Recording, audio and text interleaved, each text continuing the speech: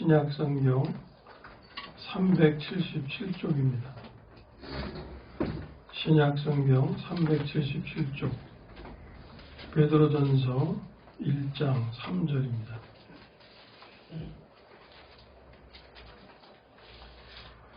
베드로전서 1장 3절 말씀 한 목소리로 읽습니다. 우리 주 예수 그리스도의 아버지 하나님을 찬송하리로다. 그의 많으신 긍휼대로 예수 그리스도를 죽은 자 가운데서 부활하게 하심으로 말미암아 우리를 거듭나게 하사 산 소망이 있게 하시며. 아멘. 네, 우리가 부활절을 지나서 계속 부활에 관한 말씀 나눕니다. 지난주 우리가 나눈 말씀은 이 시대의 표적은 십자가와 부활이다 그랬죠. 그것은 십자가와 부활의 삶이 우리가 하나님의 자녀인 것을 증명하고 하나님의 생명을 받은 자임을 증명한다 그랬죠. 뒤집어 말씀하면 그런 삶이 없으면 증명이 되지 않는 거죠.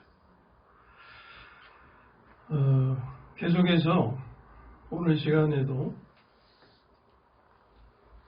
하나님의 그 부활케 하심이 우리에게 어떤 은혜가 되는지, 우리의 삶을 어떻게 바꿔놓으시는지 이런 은혜에 대해서 말씀을 나누려고 합니다. 그래서 말씀의 제목이 부활의 은혜예요. 하나님이 부활케 하신 은혜가 믿는 자의 삶에 어떻게 영향을 끼치고 어떻게 이루어가는지 그런 내용을 나누게 됩니다. 자, 정치하는 사람들의 목표는 무엇이겠습니까? 국회의원 되는 거라든지 장관 또는 대통령이 되는 것이겠죠. 반면에 학자들의 목표는 무엇이겠어요? 대학의 교수가 된다든지 나가서 총장이 된다든지 또는 문교부 장관이 된다든지 이런 것이 목표가 되겠죠. 그러면 그 목표가 이루어지면 행복할까요? 성경이 구약 39권, 신약 27권으로 이루어져 있는데 신약의 13권을 바울이라는 사람이 썼어요. 사도 바울 아시잖아요. 대단히 능력 있는 사람이죠. 책을 아무나 쓰는 게 아니잖아요. 이 사람은 학자였습니다. 실력으로 치면 대학 총장이나 문교부 장관도 할 수 있는 사람이었어요. 또한 존경받는 장래 유망한 훌륭한 사람이었습니다. 그의 입으로 자기를 자랑하는 일, 물론 그것은 자기를 자랑하기 위한 것이 아니라 세상 사람들이 하도 자기 것을 자랑하니까 나도 너보다 더 자랑할 것이 많다. 이런 점에서 이제 자랑한 내용을 보면 자기는 바리새인 중에 바리새인이요 율법으로는 흠이 없는 자였다 그랬어요. 그리고 가말리엘의 문화생이었다. 요즘으로 치면 어떤 좋은 신학대학의 훌륭한 교수님의 제자였다. 이런 표현입니다. 실력 있고 덕망 높은 교수의 제자였다. 예를 들면 공자님의 제자라면 그렇게 자랑할 수 있겠죠. 가문이나 학벌이나 신앙이나 도덕성 어느 하나 흠잡을 데 없이 모든 것을 완벽하게 갖춘 사람이었습니다. 모든 사람이 부러워할 만한 사람이었어요. 아마도 최고로 행복한 사람이라고 생각될 정도였습니다. 그런데 이런 사람의 입에서 믿겨지지 않는 말이 나왔어요. 바로 로마서 7장 24절의 말씀입니다. 오호라 나는 곤고한 사람이로다. 이 사망의 몸에서 누가 나를 건져내랴. 그랬어요. 좀 의역을 하면 이런 거죠. 정말 내 삶이 죽을 지경이다.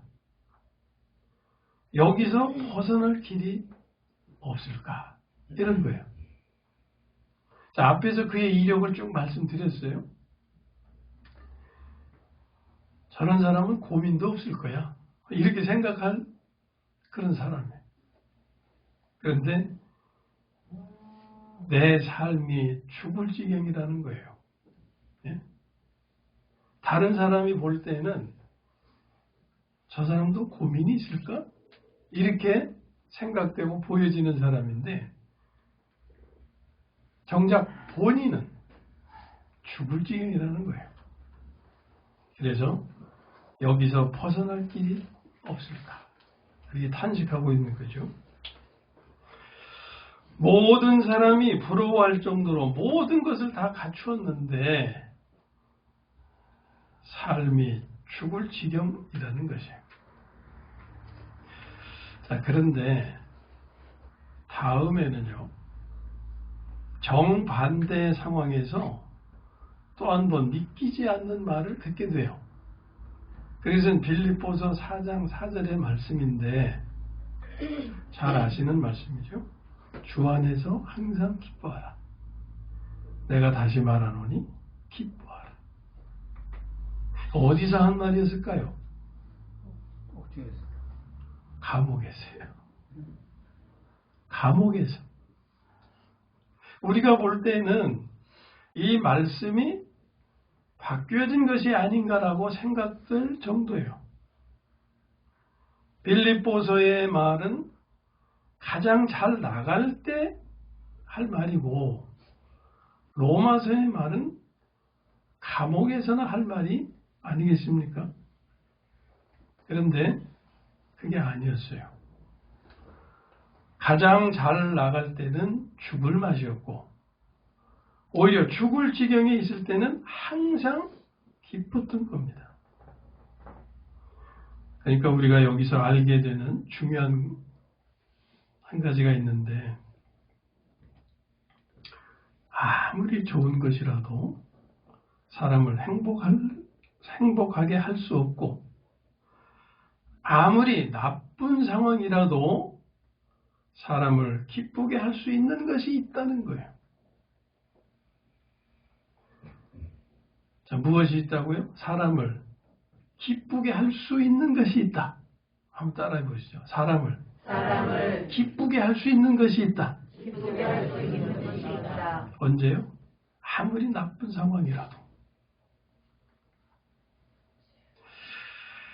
오늘 우리는 이 비밀을 알고자 하는 거예요.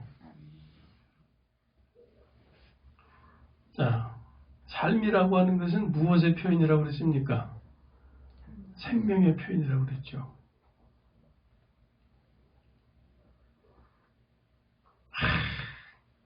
정말 나는 죽을 지경이다.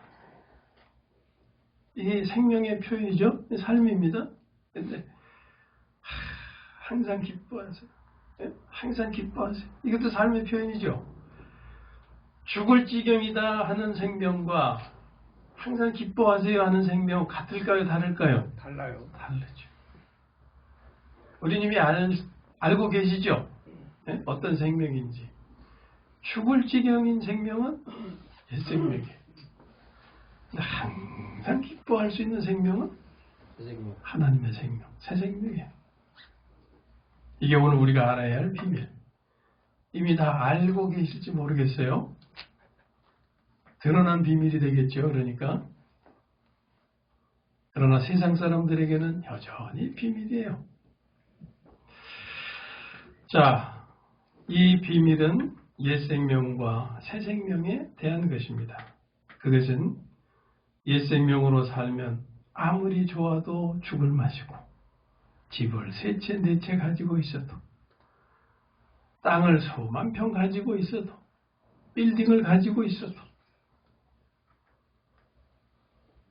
옛 생명으로 살면 아무리 좋아도 죽을 맛입니다. 반면에 새 생명으로 살면, 하나님의 생명으로 살면 아무리 나쁜 상황이라도 살 맛이 된다는 것입니다.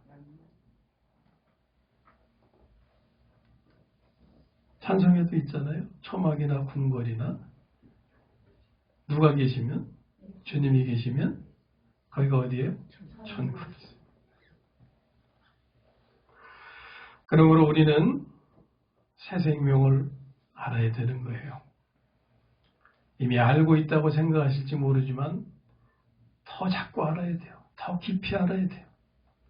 깊이 아는 만큼 내 삶도 깊어지고 넓어집니다. 높아집니다. 풍성해집니다. 자, 이 새 생명이 무슨 생명이냐? 이게 부활 생명이라는 거예요. 부활 생명. 곧 예수님을 죽은 자 가운데서 살아나게 하신 생명. 이게 부활 생명이에요. 그래서 로마서 6장에 너희를 새 생명 가운데서 행하게 하려 함이니라 그러셨죠. 근데 그 새 생명은 어떤 생명이냐? 그 앞에 하나님이 죽은 자를 살리신, 부활케 하신 생명이다 하는 걸 말씀해요. 우리로 하여금 부활 생명 가운데서 행하게 하시려고 우리에게 이 생명을 주신 거예요. 아멘. 이 하나님의 생명. 예? 예수님께서 부활하심으로 이 생명이 우리의 생명이 된 것입니다. 이거 오늘 본문 말씀이잖아요. 예수 그리스도를 죽은 자 가운데에서 부활하게 하심으로 말미암아 우리를 어떻게 하사? 거듭나게 하사. 거듭이 난다는 것은 생명을 받는 과정이죠. 새로운 출생이죠. 우리가 어떻게 거듭나요? 예수 그리스도를 부활하게 하심으로. 그분의 부활이 우리를 거듭나게 하셨다. 그분을 부활케 하신 것은 우리로 하여금 거듭나게 하시기 위해서, 하나님의 생명을 받게 하시기 위해서, 주시기 위해서였다라는 거예요. 이걸 알아야 되는데 이걸 잘 모르니까 요한일서 5장에서 뭐라고 말씀하셨다고? 그것을 알게. 그것을 알게. 다시 한번 읽어드릴게요. 내가 하나님의 아들의 이름을 믿는 너희에게 이것을 쓰는 것은 너희로 하여금 너희에게 영생이 있음을 알게 하려 함이라. 여러분 자신이 예수 그리스도를 믿는 분이시라면, 예수를 그리스도로 영접한 분이시라면 내 안에 무엇이 있어요? 영생.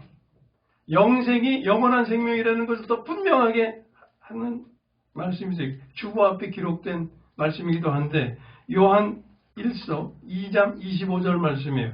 그가 우리에게 약속하신 것은 이것이니 곧 영원한 생명이니라. 영생을 분명히 표현하고 있죠. 영원한 생명이니라. 그리고 그 그리스도가 우리의 생명 되심을 알려주시는 말씀이 골로새서 3장 4절. 우리 생명이신 그리스도께서. 그리스도가 무엇이라고요? 우리 생명. 그리스도는 우리가 믿는 대상이기도 하지만, 그래서 그를 믿어서 구원받았지만 믿음의 대상인 그분이 나의 뭐가 돼요? 생명. 네? 생명. 이걸 알아야 된다 그 말이에요. 이것이 새 생명에 대해서 자꾸 알아가는 거예요. 이 생명은 예수님을 그리스도로 믿고 영접하는 자가 받는다고 성경이 분명히 말씀하죠. 요한복음 1장 12절. 영접하는 자, 곧 그 이름을 믿는 자들에게는 누구예요? 예수님이죠. 예수. 예수라고 하는, 하나님이 보내신 아들 예수라고 하는 그 예수로 영접하는 자, 곧 그 이름을 믿는 자, 예수라고 하는 이름을 믿는 자들에게는 하나님의 자녀가 되는 권세를 주셨으니, 아멘. 하나님의 자녀가 되는 권세, 무엇으로 이 권세를 누릴 수 있어요? 하나님의 자녀가 될 때 하나님과 우리가 부자 관계가 되게 하는 것은 무엇이에요? 생명이죠. 여러분과 여러분의 자녀들과 부모 자식의 관계를 이루게 하는 게 뭐냐고요? 생명이죠. 생명. 예? 다른 거 있습니까? 생명. 자, 여기 분명합니다. 표현이. 무슨 권세를 주셨어요? 하나님의 자녀가 되는 권세를 주셨으니, 하나님의 자녀가 되는 권세를 받을 수 있는 것은 하나님과 생명의 관계가 되는 거예요. 그래서 우리가 하나님을 아버지라 부르고 하나님의 우들을 아들이라 여기시는 거죠. 그리고 이 생명을 받게 되면 바로 바울과 같이 삶이 바뀐다. 아멘. 아멘. 무슨 맛에서 무슨 맛으로? 죽을 맛에서 살 살 맛으로. 이걸 알려주시는 거예요. 이걸. 자, 새 생명을 받기 이전과 이후의 삶의 차이가 어떤지 이것도 좀 우리가 알아야 됩니다. 혈루병 여인에 대해서 아시죠? 혈루병. 피가 멈추지 않는 병이에요. 근데 어떻게 고침받았어요? 예수님의 옷자락. 예수님의 옷자락만 만졌는데도 고침받았어요. 자, 그렇다면 그 이후의 내용은 나오지 않습니다. 그 여인과 관계에서. 그 이후의 내용은 사도행전과 서신서로 가면서 발전하는 거예요. 거기에 혈루병 여인에 대한 얘기는 더 이상 나오지 않지만 그 사람이 예수님, 우리가 다 그런 과정을 거쳐서 예수님 믿고 이렇게 가는 거 아닙니까? 혈루병 여인이 예수님 옷자락 만져서 고침받은 것처럼 우리도 예수님과 그런 비밀의 관계가 있어요. 그렇잖아요. 그러니까 예수님 믿고 따라가는 것이지 그런 비밀의 관계가 없는데 어떻게 따라갑니까? 자, 이후의 여인은 옷자락을 만져서 예수님을 알게 된 이후, 이 여인의 그 후는 어떻게 발전했을까요? 생명으로 알게 되는 관계로 발전해 가죠. 이게 서신서에서 말씀하시는 거예요. 우리도 그런 과정을 지나왔고 가는 거 아닙니까? 예? 환경 가운데서 역사하시는 하나님의 손길을 내가 경험했기 때문에 예수님 믿고 하나님 믿고 따라오다가 이제는 그분을 생명으로 알게 되었잖아요. 아멘? 아멘. 생명으로 알게 되어서 또다시 더 새로운 삶을 우리가 이렇게 살아가고 있는 거예요. 전에는 예수님을 믿었어도 하나님을 믿었어도 인격 변화에 관한 것은 저는 알지도 못했고 힘쓰지도 않았어요. 그런데 이제 생명으로 알게 된 후로는 하나님이 원하시는 것은 인격 변화구나. 나의 삶의 변화구나. 그리스도의 형상을 담는 걸 원하시는구나. 이걸 깨닫게 되어서 이제는 그 삶을 위해서 달려가는 거 아닙니까?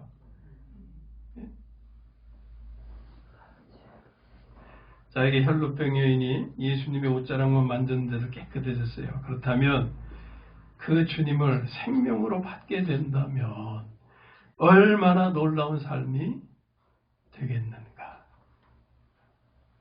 이게 우리가 지금 경험하고 있는 삶 아닙니까? 우리가 가고 있는 그런 삶. 자, 이걸 이렇게 표현할 수도 있어요. 비유로 하면 당뇨에 필요한 요소가 뭐예요? 인슐린이죠. 그래서 몸이 아프면 인슐린 주사를 맞아야죠. 그러니까 몸에서 그걸 어떻게 해결할 수 있는 능력이 없으니까 계속 밖에서 도와줘야 돼요. 주사를 놔줘야 돼요. 주사 맞아야 돼요. 그런데 이제 몸이 회복 능력을 가져서 사실 건강한 사람은 인슐린이 그 몸 안에서 다 이렇게 해결이 되기 때문에 주사 맞을 필요가 없는 거 아닙니까? 예? 아플 때마다 주사 맞고 회복되었다면 이제는 몸에서 약이 만들어져서 회복해 되는 것이 바로 예수님의 옷자락만 만졌는데도 고침받은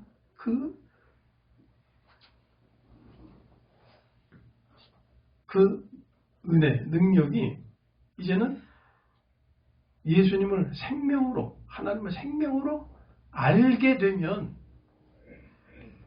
그 안에서 혈루병을 이제 이길 수 있는 면역력이 되겠죠. 이길 수 있는 능력이 그 안에 채워진다 하는 것입니다. 이런 차이다 그 말이에요. 자, 우리가 요즘 코로나19의 과정을 갑니다. 뭐가 필요해요? 치료제 백신이 필요하죠. 우리 안에 그걸 이길 수 있는 뭐가 없어요. 그런 요소가. 그걸 이기려면 백신을 주입해서 면역력을 키워서 그걸 저항할 수 있는 힘을 만들어 가는 거죠. 자, 우리가 이 안에서 그런 면역력을 키우지 못하면 계속 어떻게 해야 돼요? 백신을 계속 맞아야 돼요. 예? 계속 맞아야 돼요. 그런데 이 안에서 면역력을 키워서 저항할 능력이 생기면 더 이상 맞을 필요가 없죠. 자, 예수님을 옷자락만 만졌는데도 고침받았다면 그 은혜도 놀라운 거죠. 그런데 그분을 생명으로 알게 된다면 비교할 수 없이 놀라운 은혜의 삶이 이루어진다 그 말이에요. 예? 백신으로 이해하시겠어요? 인슐린으로 이해하시겠어요? 이렇게 다르다는 거예요. 아플 때마다 주사 맞고 회복되었다면 이제는 몸에서 약이 만들어져 회복해 된다. 이게 생명으로 사는 삶에 가지는 하나님의 은혜요 축복인 거예요. 이 같은 놀라운 변화를 가져온 것이 뭐냐? 바로 주님의 부활이었다. 이게 그냥 하나의 기독교의 교리를 지식으로만 알고 그냥 넘어갈 일이 아닌 거예요. 그건 바로 우리의 삶을 위해서 하나님이 다 이뤄놓으신 은혜요. 축복인 겁니다. 그냥 지식으로 가지고 있으라고 교리가 아니에요. 그것을 나의 삶에 실제되게 할 때 그게 축복이라 그랬죠. 예? 부활이 가지는 의미는 죽은 자도 살리시는, 부활 생명이 가지는 의미는 죽은 것도 살리는 생명. 예?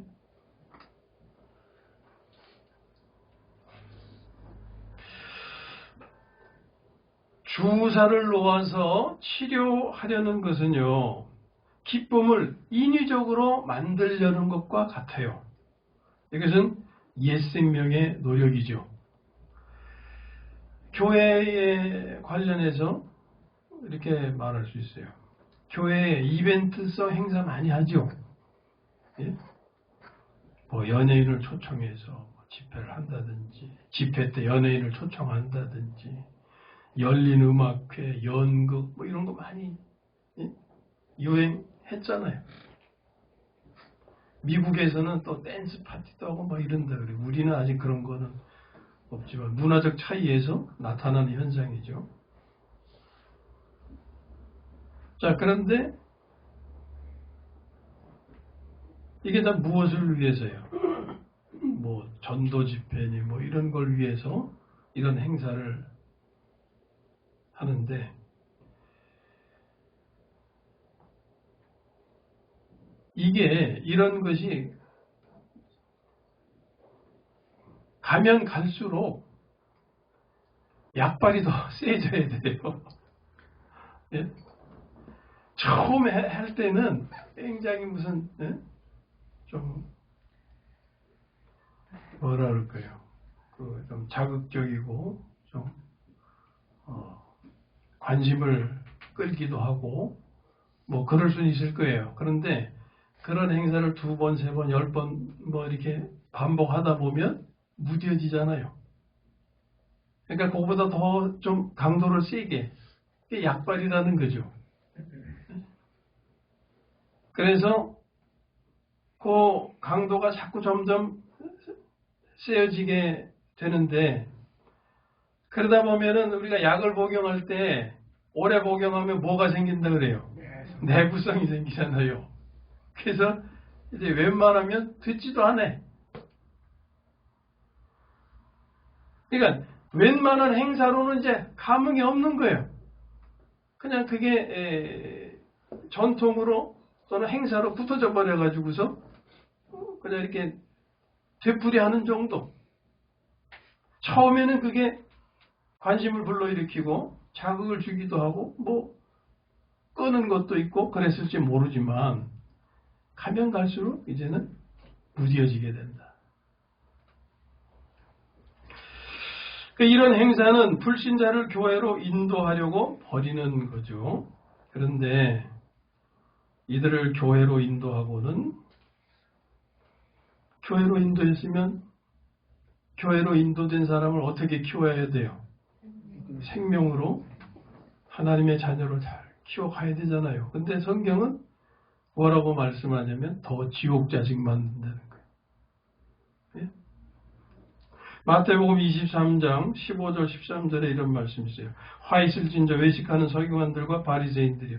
너희는 교인 한 사람을 얻기 위하여 바다와 육지를 두루 다니다가 얼마나 열심입니까? 예? 교인 하나를 얻기 위해서 어떻게 다녀요? 바다와 육지를 두루 다니다가 생기면 너희보다 배나 더 지옥 자식이 되게 하는도다. 화 있을진저 외식하는 서기관들과 바리새인들이여 너희는 천국 문을 사람들 앞에서 닫고 너희도 들어가지 않고 들어가려 하는 자도 들어가지 못하게 하는도다. 자, 교회로 인도했으면 자신이 천국 백성임을 그들이 느끼게 하고 자신이 천국으로 들어가는 사람임을 알게 하고 그래서 그 사람이 천국으로 인도되도록 그렇게 길잡이가 되고 통로가 돼야 되는데 뭐라 그러셨어요? 너희는 천국 문을 사람들 앞에서 닫아버리고 닫아버리고 너희도 들어가지 않고 들어가려 하는 자도 들어가지 못하게 하는도다.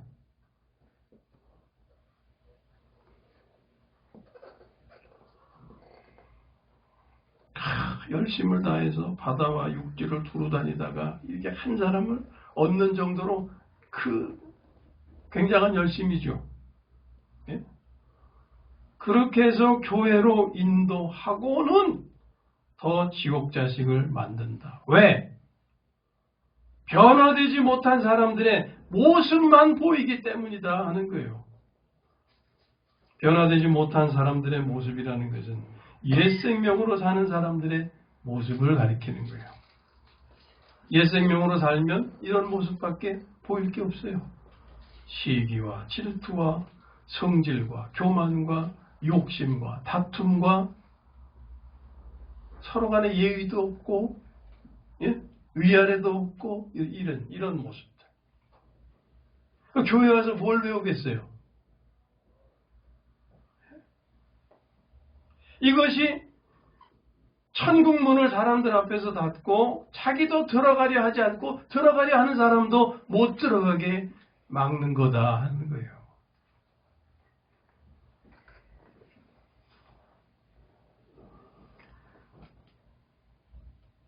기쁨은 인위적으로 만들어지는 게 아니죠. 많은 행사를 한다고 기쁨을 얻을 수 있는 게 아니에요. 잠시 기쁨, 즐거움은 될 수 있겠죠. 참된 기쁨은 아니에요. 술 한잔 마시는 건 같아요. 술 한잔 마실 땐 참 좋을 수 있어요. 근데 술 깨고 나면 정말 허탈할 수가 없고, 그 기분 다 잘 아시잖아요.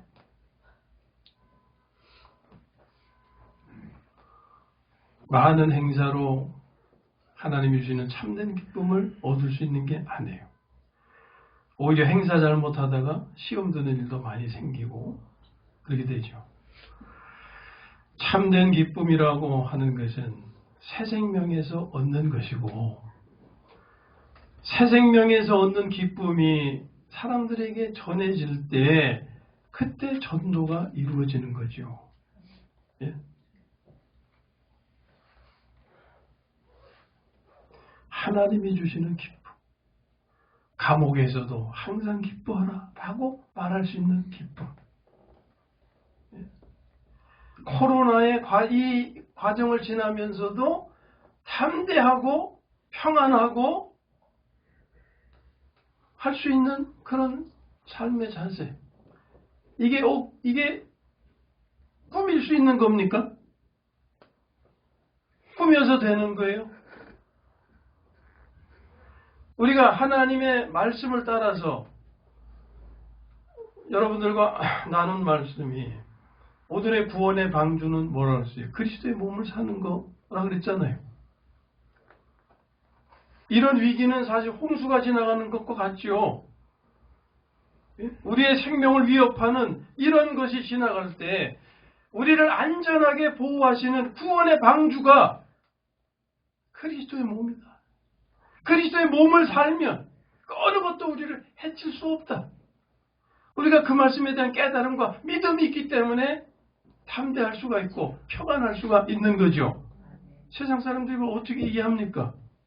어떻게 저 사람들은 그 염려도 안 되고 두려워하지도 않고 저렇게 담대하고 평안할 수가 있을까? 도저히 이해할 수 없는 거죠.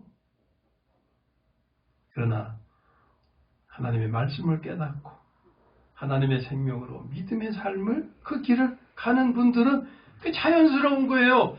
생명의 표현이니까. 하나님의 생명의 표현이니까. 그게 삶이니까. 자연스러운 거예요. 거기에 기쁨이 있잖아요. 주님께서 말씀하셨잖아요. 내가 너희에게 주는 평안은 세상이 주는 것과 다르다. 그런 평안이 있기 때문에 사도 바울은 감옥에서 기뻐할 수 있는 기뻐. 무슨 많은 행사를 해가지고서 그냥 그 기쁨이 아니고, 네? 야, 교회에서 이런 행사하니까 와봐. 그건 잠시 지나가는 기쁨이고 참된 기쁨이 아니죠. 내 삶에서 내가 평안을 누리고 담대하고 참된 기쁨을 누리는 것을 보여줄 때 상대방이 그것을 느낄 때, 예? 이 전달이 될 때 그때 거기서 우리가 복음을 전할 수 있고 주님을 전하게 되고 하나님을 전하게 되고 할 수 있는 거죠. 하나님의 생명에서 얻는 기쁨이 전해질 때 참된 전도가 이루어지는 것입니다. 이렇게 이루어지는 전도가 바람직한 거죠. 이렇게 전도된 사람들이 교회에 와서 새 생명으로 사는 성도님들과 같은 삶을 이룰 때, 그래서 그리스도의 몸이 세워지고 참된 교회가 건축되어서 서로 사랑하는 삶을 이루어서 천국을 살게 되는 겁니다. 명절의 삶을 알고 누리게 되는 거예요. 야, 진짜 명절의 삶이 여기 있구나. 예.